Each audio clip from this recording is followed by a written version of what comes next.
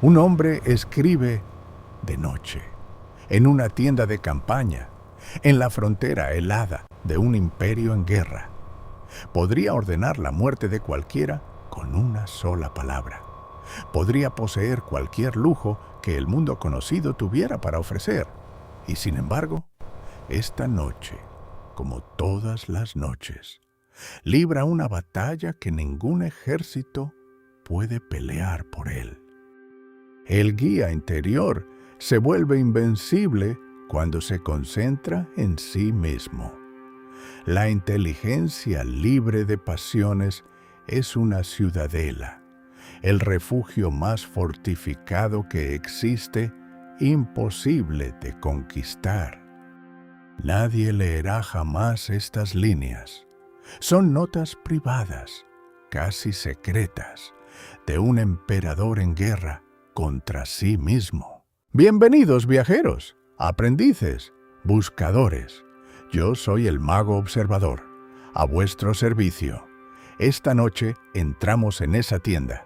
Este hombre, cuyo nombre desvelaré en breve, heredó una filosofía con 500 años de historia. Nació en el naufragio de un mercader que lo perdió todo. Se afiló en la voz de un esclavo y terminó forjando, dentro de la mente de un emperador, una voluntad interior que ningún imperio podía doblegar. Esta es la historia del estoicismo. Queridos aprendices, antes que nada, quiero dar una cálida bienvenida y mi más sincero agradecimiento a todos los nuevos suscriptores del canal. Por el solo hecho de haberos suscrito, ya formáis parte de esta comunidad y podéis consideraros iniciados en la sabiduría ancestral. Gracias de corazón. Retrocedamos 500 años antes de esa tienda de campaña. El mundo griego se ha quebrado. Alejandro Magno ha muerto joven y su imperio se despedaza entre generales que se disputan los pedazos.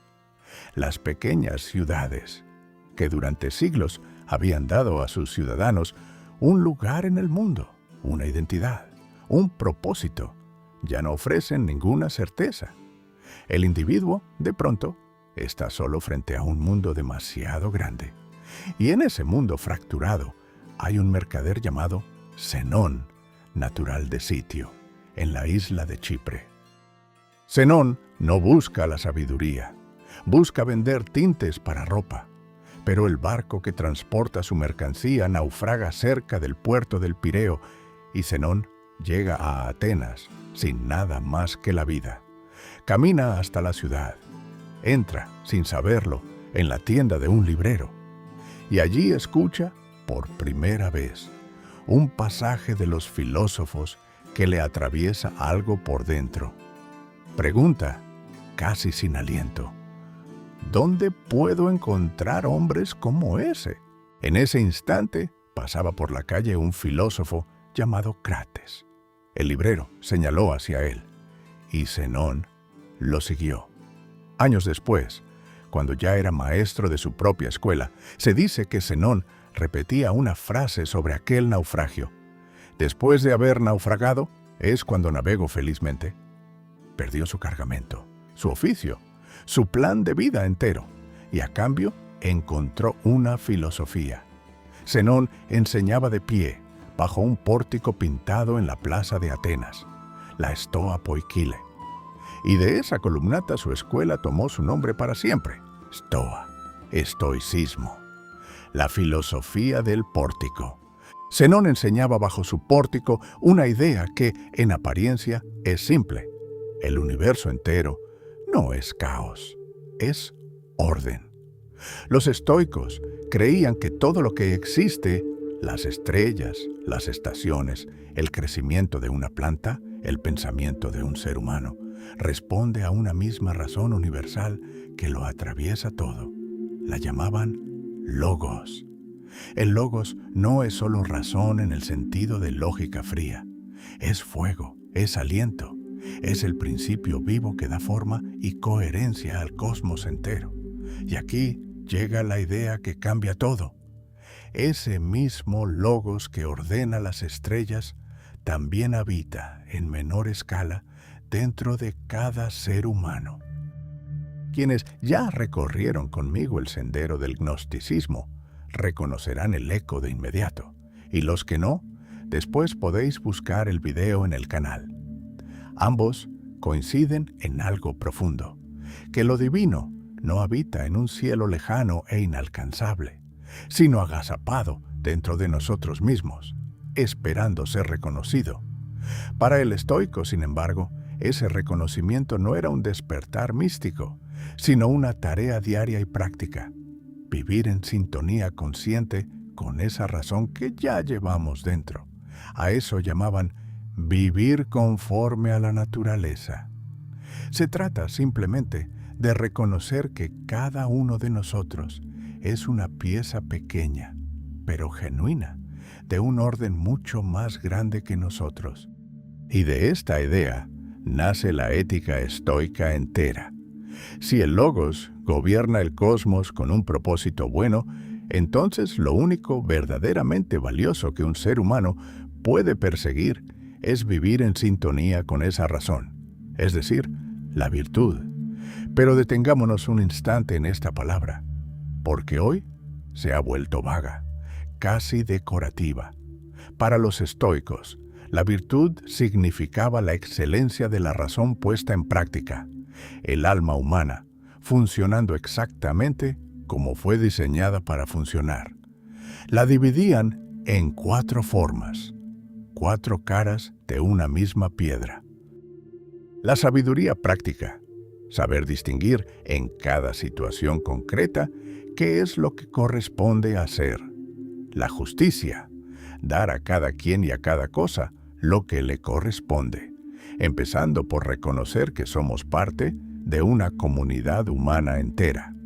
La templanza o disciplina, la moderación frente al deseo, gobernarlo en lugar de reprimirlo. El coraje, la fortaleza para sostener lo difícil sin quebrarse. Y aquí está el giro que hace del estoicismo algo radical incluso para nuestros días. Para los estoicos, la virtud era el único bien verdadero, el único fin en sí mismo, nunca un medio para conseguir otra cosa. Todo lo demás, la salud, el dinero, el afecto de los demás, incluso la vida misma, podía ser preferible o no, útil o no, pero jamás bueno en el sentido estricto de la palabra. Solo la virtud merecía ese nombre, porque solo ella dependía enteramente de la razón de cada uno, y no de la fortuna ni del capricho del mundo exterior. Por eso el estoico podía perderlo todo: riqueza, salud, reputación, y aún así seguir siendo, en el sentido más profundo, un hombre bueno, y podía tenerlo todo y aún así ser miserable si su alma no estaba en orden.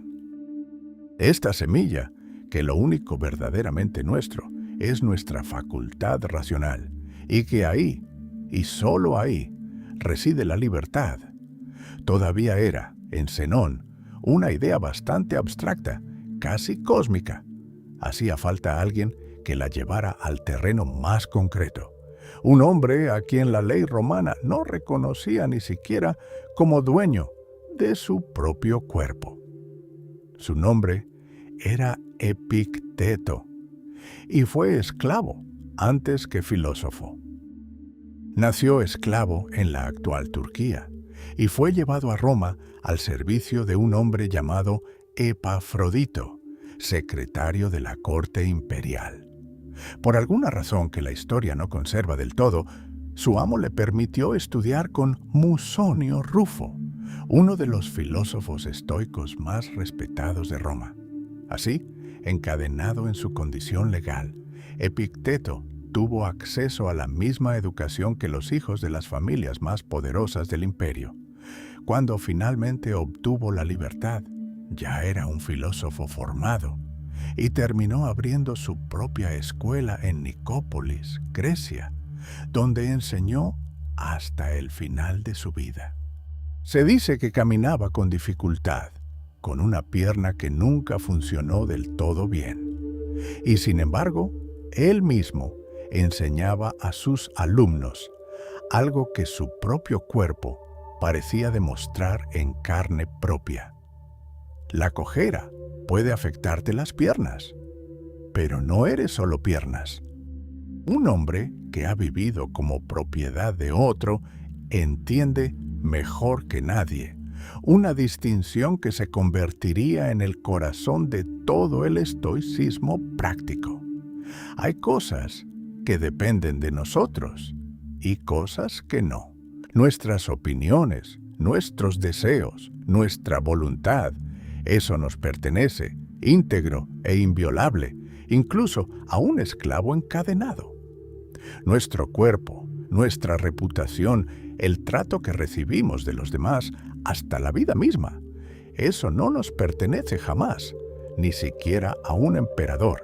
Confundir ambas categorías, decía Epicteto, es la fuente de todo tormento humano. Intentar controlar lo que no depende de nosotros nos convierte en esclavos, así hayamos nacido libres, y ocuparnos únicamente de lo que sí depende de nosotros. Nuestro juicio, nuestra actitud, nuestra voluntad, nos vuelve libres. Así hayamos nacido esclavos.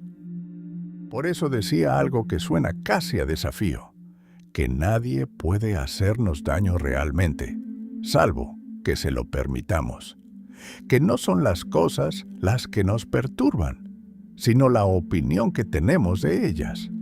Esta enseñanza, nacida en la voz de un ex esclavo que daba clases en una escuela humilde, viajó mucho más lejos de lo que él pudo imaginar.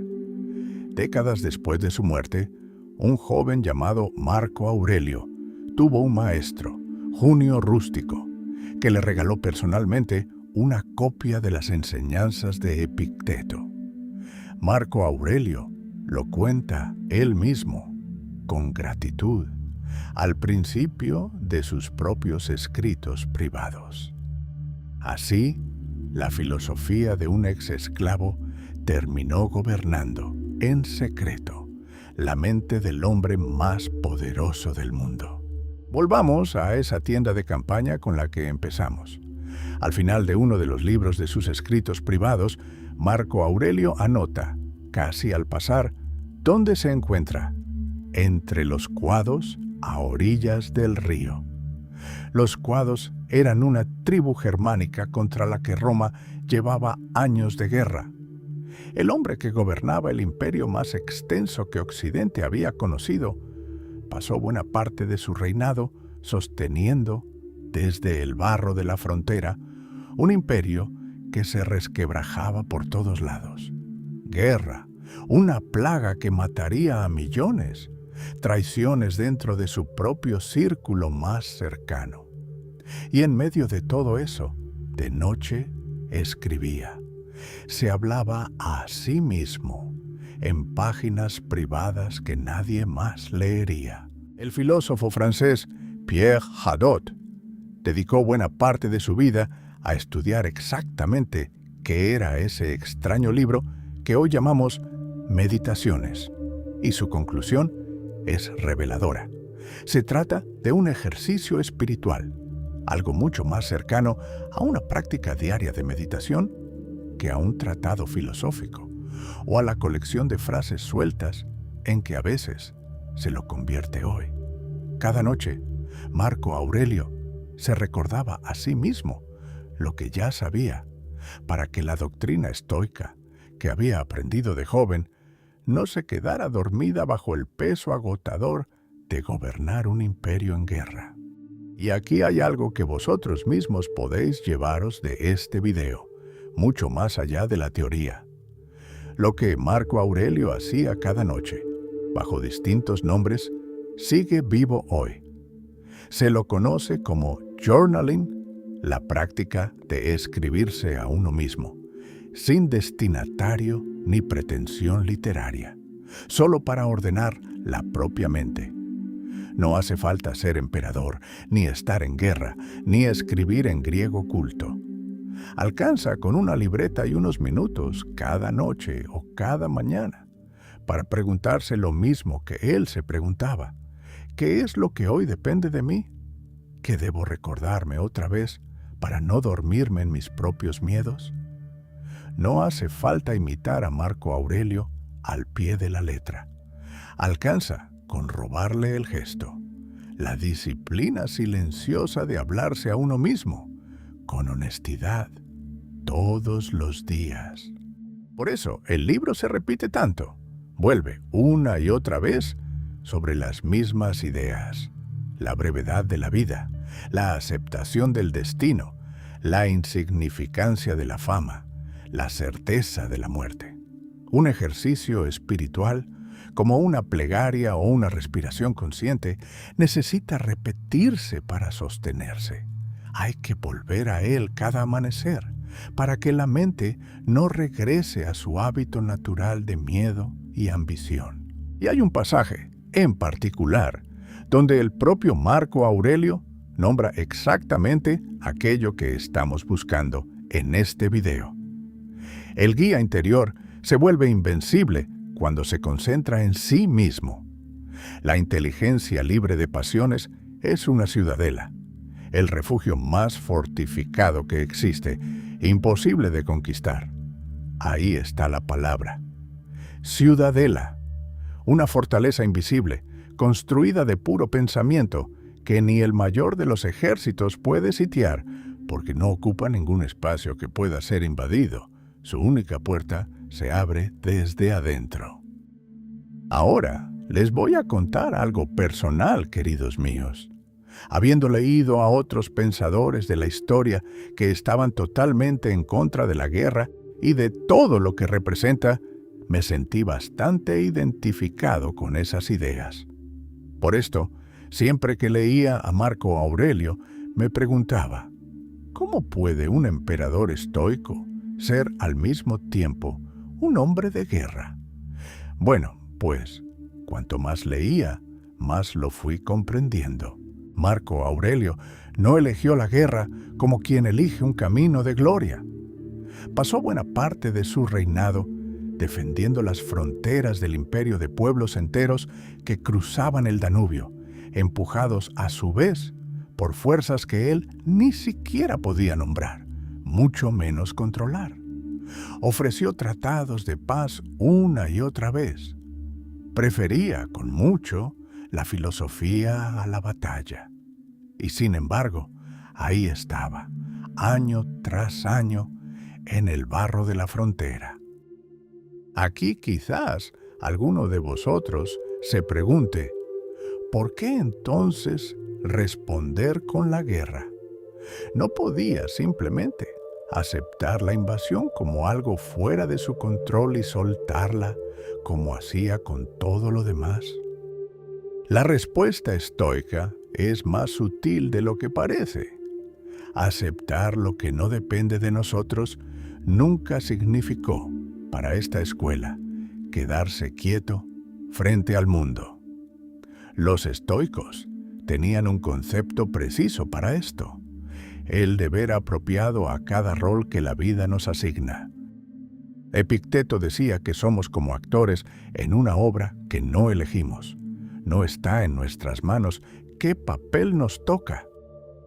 Pobre, mendigo, gobernante. Pero sí está en nuestras manos interpretarlo lo mejor posible. A Marco Aurelio le tocó el papel de emperador, y ese papel traía consigo una obligación de justicia hacia millones de personas bajo su gobierno. Protegerlas de una invasión armada. No defenderlas no hubiera sido sabiduría estoica. Hubiera sido sencillamente abandonar su deber.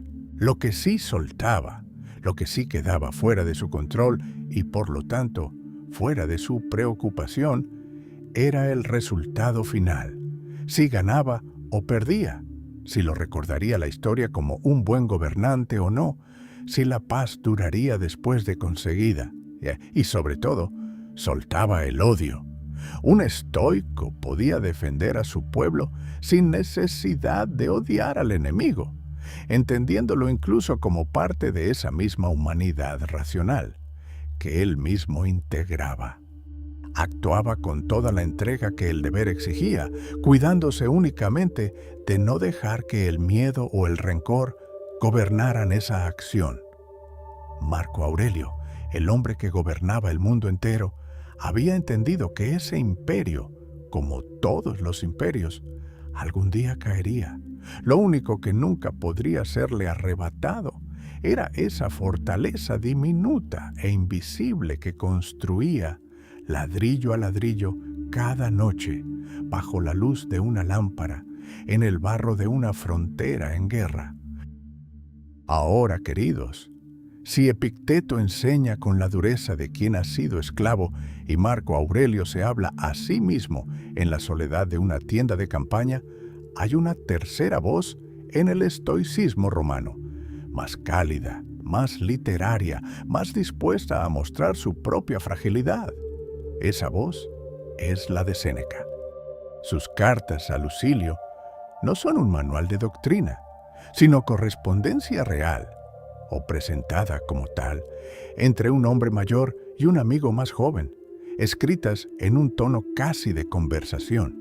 Y hay una carta, en particular, donde Séneca cuenta algo que cualquiera de nosotros podría reconocer. Visita su antigua casa de campo, cerca de Roma, y todo lo que ve le devuelve sin piedad la imagen de su propia vejez. Se queja con el capataz por el mal estado del edificio, hasta que éste le recuerda que fue el propio Séneca quien lo construyó años atrás. Se queja de unos árboles secos y descuidados hasta que descubre que los plantó él mismo, de joven. Y finalmente ve, sentado junto a la puerta, a un anciano irreconocible, hasta que el hombre le recuerda que es Felición, aquel niño al que solía llevarle juguetes. Séneca no esconde el golpe que le produce esta escena, pero en vez de huir de ella con amargura, elige algo distinto: recibir a la vejez con afecto, no con rechazo. Escribe que el mayor placer de una fruta está en el último bocado antes de que empiece a pudrirse, que el instante más dulce de una infancia es aquel justo antes de que termine. Para él, incluso la cercanía de la muerte tiene su propio sabor, si uno se anima a probarlo sin miedo. En otra de sus cartas, reflexiona sobre algo que atraviesa a todo el estoicismo, pero que él sabe decir con una claridad hermosa, que muchos de nosotros confundimos haber vivido mucho tiempo con haber vivido de verdad. El tiempo se nos escurre precisamente porque vivimos siempre pensando en el mañana, aplazando la vida en vez de habitarla. Y quizás sea otra frase suya la que mejor resume lo que buscaba, más que cualquier doctrina. En una de sus cartas, Séneca cita a un viejo pensador llamado Hecatón, con una idea que él mismo hizo propia. ¿Me preguntas qué progresos he realizado? He comenzado a ser amigo de mí mismo. Al final, quizás de eso se trate todo esto, de aprender poco a poco a llevarnos bien con quien ya somos. Y no es una idea tan distinta de la ciudadela que construía Marco Aurelio cada noche. Esa fortaleza tiene que ser, primero, un lugar habitable, un hogar, no una celda. Ya recorrimos el origen y la historia de esta escuela. Ahora bajemos toda esa sabiduría a tierra. 6 pilares concretos, cada uno sostenido por la voz de quienes los enseñaron, y una forma de llevarlos a vuestra propia vida. Porque, como ya dijimos en otro video, la historia y los personajes de los que hablamos en el canal son lo menos importante. Lo que realmente tiene valor es encontrar, en medio de todo esto, alguna enseñanza que podáis llevaros y poner en práctica. 1. La virtud como fin. Antes de seguir, recordemos qué entendían los estoicos por esta palabra. La virtud significaba la excelencia de la razón puesta en práctica, el alma humana actuando exactamente como fue diseñada para actuar, y sostenían que la virtud no era un medio hacia otra cosa, sino el único bien verdadero en sí mismo. En el libro de Diógenes Laercio se atribuye directamente a Zenón y a Crisipo esta afirmación, que la virtud, ella sola, basta para la felicidad. Y aquí conviene remarcar algo que ya insinuamos con la metáfora del actor. Para un estoico, el único fin verdadero era actuar con virtud, sin importar qué papel le tocara vivir. Emperador o esclavo, rico o pobre, sano o enfermo. Ninguno de esos roles era en sí mismo bueno ni malo. Lo único que definía a una buena vida era la virtud con que cada uno interpretaba el papel que le había tocado. En la práctica, esto significa preguntarte antes de actuar: ¿esta decisión me acerca a ser una persona más justa, más templada, más valiente? En lugar de: ¿esta decisión me traerá más dinero, más aplausos, más comodidad? Si alguna vez elegiste hacer lo correcto sabiendo que te costaría caro, una amistad, un ascenso, la aprobación de alguien, ya practicaste este pilar sin saberlo. 2. La dicotomía del control. Como vimos con Epicteto, hay cosas que dependen de nosotros, nuestro juicio, nuestra voluntad, nuestras acciones, y cosas que no. El cuerpo, la reputación, el resultado final de lo que emprendemos. En la práctica, ante cualquier situación que os inquiete, preguntaos primero: ¿esto depende de mí? Si la respuesta es no, el tráfico, la opinión ajena, un diagnóstico médico, soltadlo. Si la respuesta es sí, vuestra reacción, vuestro esfuerzo, vuestra palabra, ahí y solo ahí, poned toda vuestra energía. 3. Las 4 virtudes cardinales. Ya las nombramos: sabiduría práctica, justicia, templanza o disciplina y coraje. Pero cobran sentido real solo cuando las bajamos a lo cotidiano. Sabiduría práctica: esforzarnos por adquirir conocimiento y aplicarlo en nuestra vida. Justicia: tratar bien a todos los seres que nos rodean por igual. Templanza o disciplina: controlar nuestra mente, en vez de que ella nos controle a nosotros. Coraje: actuar a pesar del miedo. 4. Cuestionar las primeras impresiones. Epicteto enseñaba algo revolucionario para su época: que nuestras primeras reacciones no son la realidad, sino apariencias que podemos examinar. Él mismo aconsejaba decirle a cualquier cosa desagradable: eres solo una apariencia, y en modo alguno lo que aparentas ser. En la práctica, la próxima vez que un mensaje, un comentario o un silencio os hiera, esperad un instante antes de reaccionar. Preguntaos: ¿es esto un hecho o es mi interpretación del hecho? La mayoría de nuestro sufrimiento diario vive en esa segunda categoría, no en la primera. 5. La vista desde arriba. Marco Aurelio practicaba en sus escritos privados un ejercicio mental muy particular: elevarse mentalmente por encima de su propia vida, para verla en su justa escala. Escribía casi como si sobrevolara el mundo.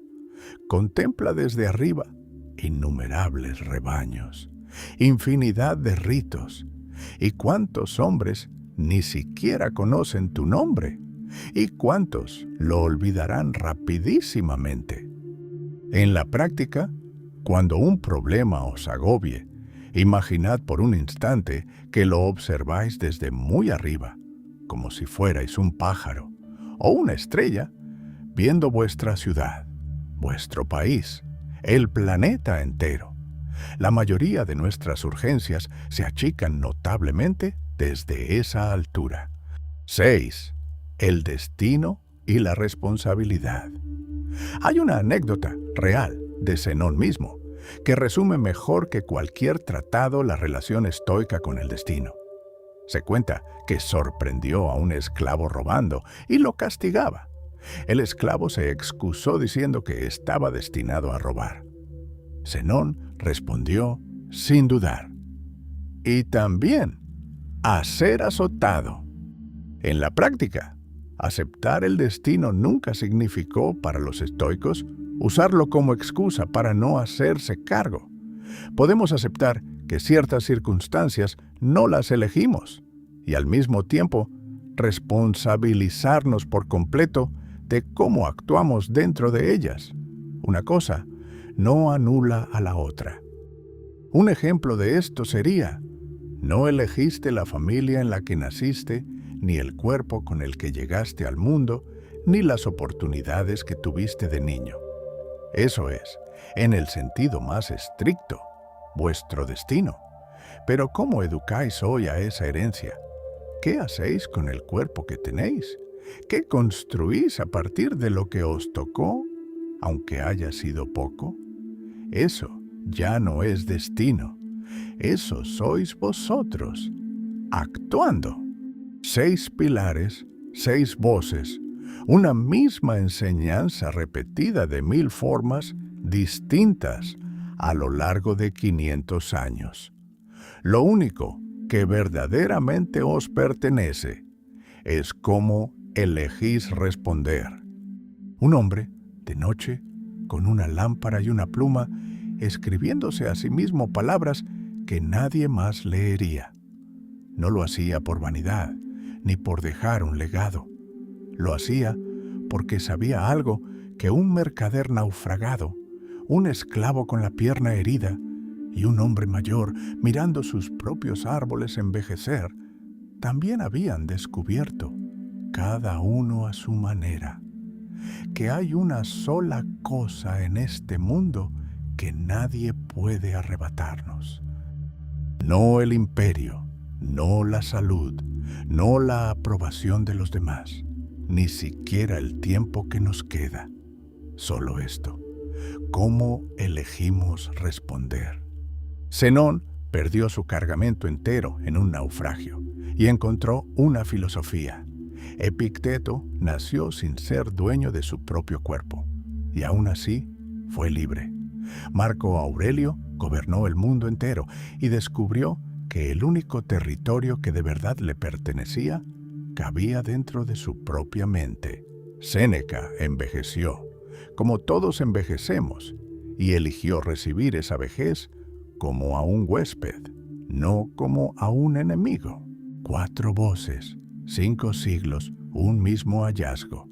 En algún lugar dentro de vosotros existe una ciudadela. Nadie puede sitiarla porque no ocupa ningún espacio físico.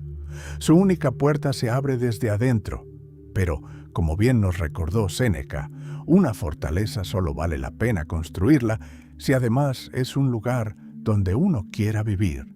Un hogar, no una celda. Vosotros ya tenéis, ahora, las herramientas para empezar a construirla. ¿Qué depende de vosotros y qué no? ¿Cómo cuestionar lo que a primera vista os perturba? ¿Cómo ver la propia vida desde una altura que la vuelve más liviana? ¿Y cómo hacer las paces con aquello del destino que no podéis cambiar? Si algo de lo que hemos recorrido hoy os ha tocado, viajeros, no hace falta que os quedéis solo con mis palabras. Estas son las voces originales y os invito a escucharlas directamente. Si queréis empezar por donde empezó todo, buscad las vidas de los filósofos ilustres, de Diógenes Laercio.